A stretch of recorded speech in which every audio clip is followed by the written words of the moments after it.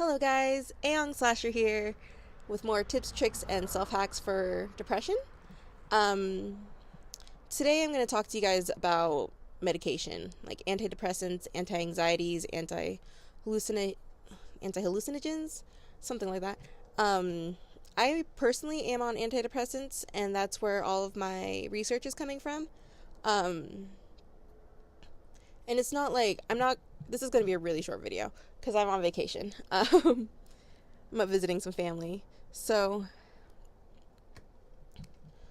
medication is not for everybody. I'm going to start off with that. Not everyone likes or can take a pill every single day. I take Prozac. I take 20 milligrams of Prozac a day. That's it's not new, but it's my newest prescription. When I started on Wellbutrin, and I got up to 300 milligrams a day of Wellbutrin. And that ended up making me really, really sick to like my stomach. I would feel super nauseous if I would take it without food.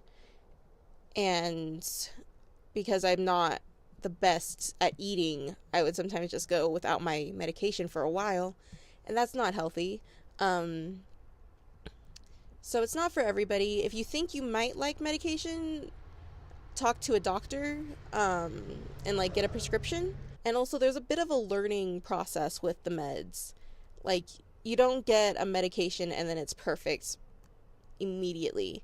You get a medication and you try it out for a few weeks, and then you go back and you double check with your person and make sure everything's going okay. And then sometimes it's not, and you got to change your prescription. Sometimes your prescription's not strong enough, so they have to increase it, and that's never fun.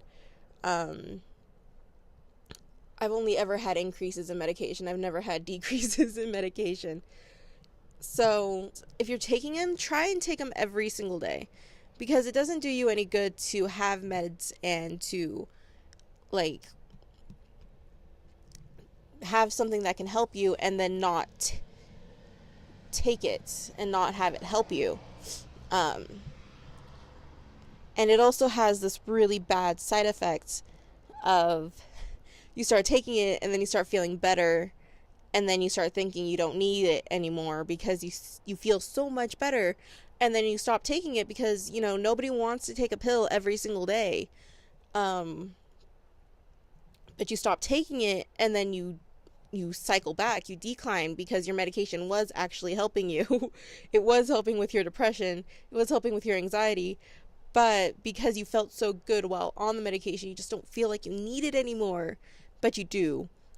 I've gone through the cycle a couple of times where I feel fantastic and I just stop taking my meds because I just feel so good. I just don't think I need to take them. So it's not at the forefront of my brain like I need to take my medication every single day.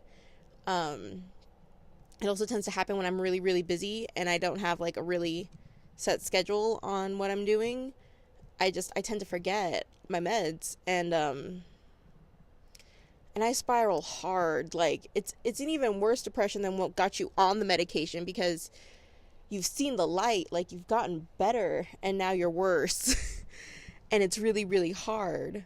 So if you are going to stop taking your meds, do it gradually if you're going to do it at all, and also consult your doctor before doing it, because if you don't, you might end up really, really regretting it. However, as I said earlier, medication is not for everybody.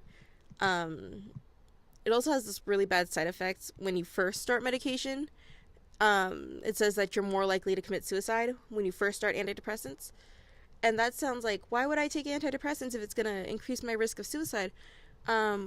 Because what happens is you start taking it and you feel more energized, but your mental state doesn't change as quickly as your energy levels do. So you feel depressed and you feel like you want to kill yourself, but now you have energy to do it.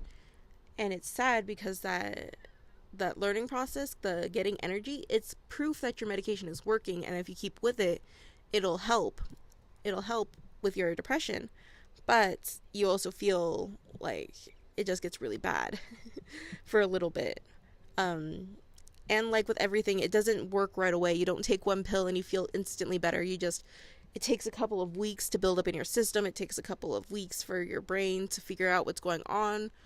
And And every time you just stop cold turkey and you spiral back down, it takes a couple weeks to get reacclimated. Like, so medication is very helpful, but only if you only if you want it, and only if you stick with it. If you don't stick with it, then it's probably better not to do it. It's better to find some like holistic ways to do it, like meditation. That sounds a lot like medication, but meditation, like meditating, it is very, very soothing. If you can meditate every day for like 5 minutes, it's supposed to help immensely with depression. I am not very good at meditating. I'm not very good at remembering to do things daily. That's just kind of, it's my personal flaw. But meditation can help, and it has been proven to help a lot of people.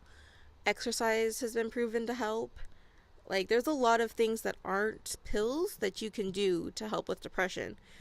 It's just really hard to start them and to, like, stick with them because, well, it's the same thing with medication. It's just hard to start them and stick with them because you have to remember to take it every day. You got to remember to do it, and it doesn't look like it's working right away, so you don't know why you're doing it. But if you found something that helps, you have to just stick with it. It doesn't matter what it is. If it's like, if you meditate for 20 minutes a day and it improves your mental stability, then meditate 20 minutes a day. Don't take a pill. I take the pills because that's just personally how I work with things. My mom, who is also depressed, does not take medication. She just does other various self-help things. But my father, who has anxiety, is actually on the same exact medication as I am. So it's actually kind of fun. It's kind of funny to talk about. And also, like, I don't understand the stigma of not talking about taking medication, because like if you're sick and you were taking NyQuil, there's no shame in that. So if you're depressed and you need to take Prozac or Wellbutrin or any of the other pharmaceuticals, it's nothing to be ashamed about. It's like, it's not like a cold. It's like, it's kind of more like cancer, where it sticks with you for your entire life. But unlike and there's like a chance you might go into remission, but there's also a chance it can come back. So and it's like a really intense regime of medication, and there's no shame in taking medication for cancer. There's no shame in taking medication for your mental illness. In fact, it can be really, really helpful if that's what you prefer to do. There's a lot of people who I know who just don't like meds, and that's totally fair too. But like, there's this stigma against mental illness and against talking about it. And that's one of the reasons why I made this YouTube channel, because it's something that needs to be talked about. And it's something that you shouldn't be ashamed of. I'm not ashamed to say that I take pills. I'm not ashamed to say I take 20 milligrams of Prozac every single day, because that's how I stay balanced. That's how I stay motivated, and that's how I stay able to live. Like, antidepressants, they're not happy pills. They don't make you feel better. They replace something you're deficient in, because depression is a mental illness. There's something chemically wrong in your brain. And what the meds do is they try and boost those levels. And like, there's always the worry that you could get dependent on it. But what I say to that is like if you take the meds, how will your brain know to make the things anymore? But what I'm going to say to that is, your brain already doesn't know how to make the things. It's not. The reason you're taking the medication is because your brain has stopped making those chemicals, or it's not making them in the amount that you need them in order to live a satisfying life. So the meds, they aren't instant uppers. They aren't happy pills. They aren't something that alter your mental state. They're just something that helps you. They're like a stepping stool so that you can reach what you're looking for. Like it's not going to go, it's not a robot that'll go and get things for you, but it will boost you up so that you don't have to work so hard, so you don't have to scale a building. You can just kind of jump up and tap the top of it. Like,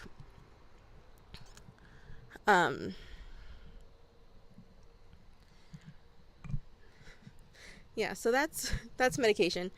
Like I said, you don't have to take meds, you don't have to take pills. There's other ways you can go about finding your holistic health and come on, come on. And discovering those kinds of things for yourself. Um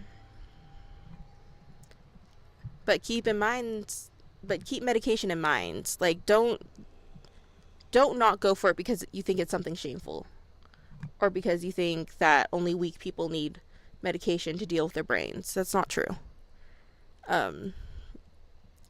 Like, if you just don't like meds, if you don't like chemicals, that's all good. Just open minds. Keep an open mind with meds. Keep an open mind with anything, actually, because there's so many things that can help with depression, and you just kind of have to go out and try them for like a month to see if they work.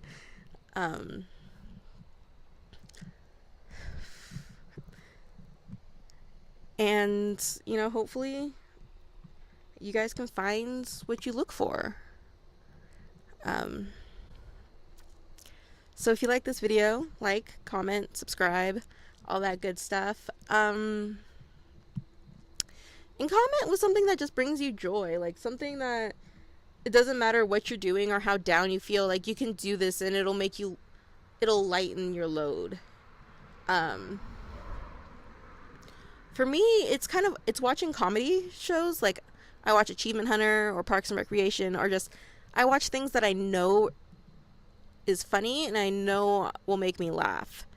And a lot of times I end up rewatching things because I just think it's so freaking hilarious. That's what I do when I'm feeling really sad. I go and find things that make me laugh, and it lightens the load a little bit. It's not a perfect solution. It's not a permanent solution. But it is a solution. It is something to do. And as always, stay strong.